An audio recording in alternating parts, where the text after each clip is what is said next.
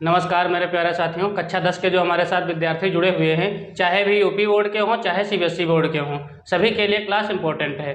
तो जैसा हमने पिछली क्लास में जो फायर एंड आइस चैप्टर की हिंदी समरी बताया था और फिर उसके बाद हमने इसकी सेंट्रल आइडिया बताया था, आज की क्लास में मैं आप लोगों को कुछ क्वेश्चन आंसर कराऊंगा जो कि बहुत ही इंपॉर्टेंट रहने वाले हैं। ठीक, तो सबसे पहले मैं बता दूं आप लोगों को, देखिए आप लोग जो फेयर कॉपी बनाए हुए हैं, ठीक, या अभी तक नहीं बनाए हैं, तो आप लोग सबसे पहले एक फेयर कॉपी बना लीजिए और उस पे जो है चैप्टर वाइज, यानी कि पहले एक चैप्टर का जो है लिख लीजिए, फिर दूसरे चैप्टर का, फिर इसी प्रकार से आप लोग जैसे मेरे साथ में जो है मैं जो भी चैप्टर का जो है कराऊं क्वेश्चन आंसर, वो आप लोग करते रहें। ठीक, तो उससे क्या रहेगा, आप लोगों के पास एक नोटबुक बन जाएगी अच्छी सी। आप लोगों को देखिए कहीं ऑफलाइन कोचिंग पढ़ने की जरूरत नहीं पड़ेगी यदि आप लोग हमारे साथ स्टडी अड्डा चैनल पे लगातार जो है वीडियो देखते रहेंगे और अपने प्रॉपर नोट बनाते रहेंगे।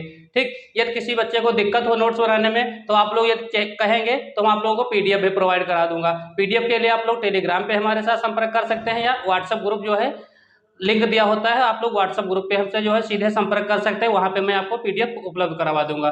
तो आज की क्लास है, देखिए फायर एंड आइस का जो क्वेश्चन आंसर है वो हम आप लोगों को कराएंगे। देखिए फायर एंड आइस जो चैप्टर है, ठीक, ये रॉबर्ट फ्रॉस्ट के द्वारा लिखा गया है। ठीक, इसमें केवल 2 स्टेंजा हैं। तो पहला वाला जो स्टेंजा है वो सम से द वर्ड से शुरू होता है और फेवर फायर तक है। ठीक, कहने का मतलब 4 से 5 लाइनें जो है पेपर में पूछी जाती हैं, 4-5 लाइनों का स्टेंजा आता है, फिर उसी के स्टेंजा से ही स्टेंजा बेस्ड क्वेश्चन आंसर कराए जाते हैं। ठीक, तो मैंने क्या किया है आप लोगों के लिए, देखो दोनों स्टेंजा दो ही स्टेंजा है इस चैप्टर में। एक स्टेंजा सम से द वर्ड से फेवर फायर तक है, ठीक है, और दूसरा स्टेंजा बट इफ इट से शुरू होता है और एंड वुड सफिक्स तक समाप्त हो जाता है। ठीक, तो हमने दोनों स्टेंजा से जो बनने वाले क्वेश्चंस हैं, ठीक है, देखिए बहुत ही मोस्ट इंपॉर्टेंट क्वेश्चन है, वही मैं करवा रहा हूं। ठीक है, ज्यादा जो है मैं आप लोगों को ना तो लिखवाना चाह रहा हूं, ना तो मेरी आदत है, मैं जब भी ऑफलाइन कोचिंग में भी पढ़ाता हूं तो कम से कम जो है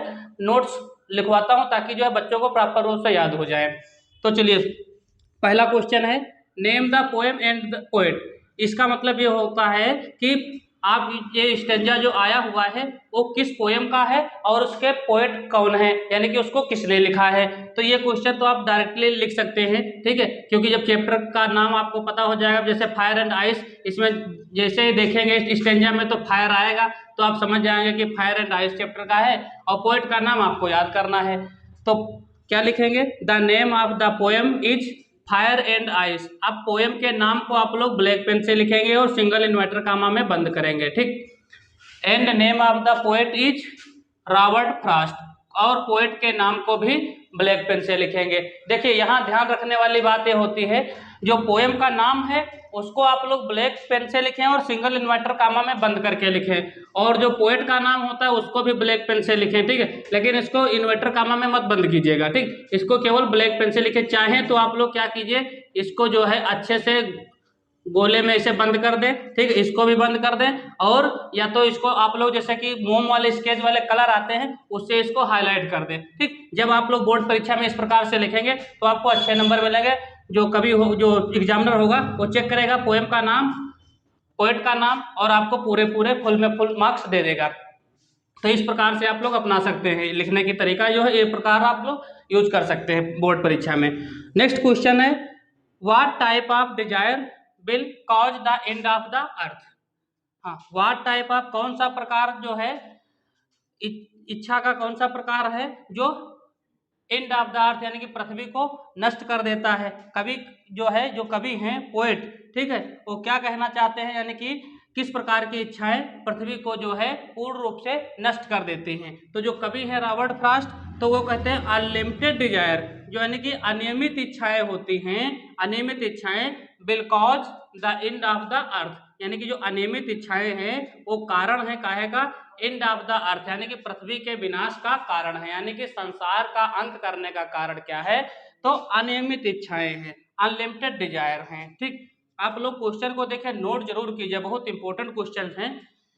नेक्स्ट क्वेश्चन है, how many popular views does the poet present regarding the end of the world.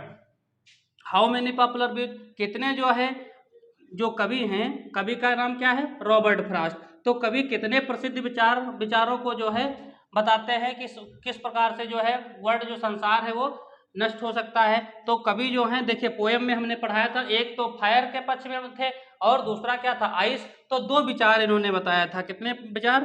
तो two popular views does the poet.